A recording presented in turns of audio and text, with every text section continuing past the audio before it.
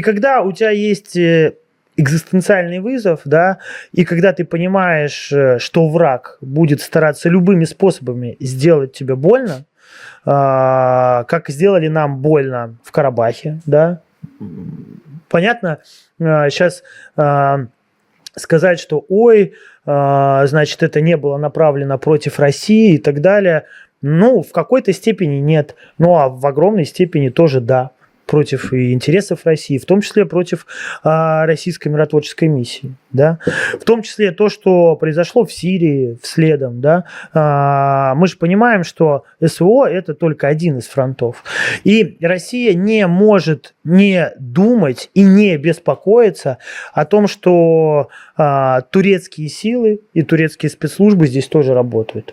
Уверяю тебя, там на той стороне работают профессионалы, в той или иной форме они здесь тоже действуют. Ну, конечно, вешать ярлыки на то, что там, если ты из оппозиции, то ты протурецкий, естественно, ну, я против этого, это не соответствует действительности. Но, с другой стороны, отрицать то, что есть люди, есть политики, которые имеют тесные связи, в том числе с турецкими спецслужбами, мне кажется, странно. Это уже вопрос спецслужб обоих стран. Да, естественно, но это их вопрос контрразведки вашей и нашей, и всеобщей, и так далее. Но то, что сказать, что этой проблемы нет вообще, да, это, мне кажется, нечестно.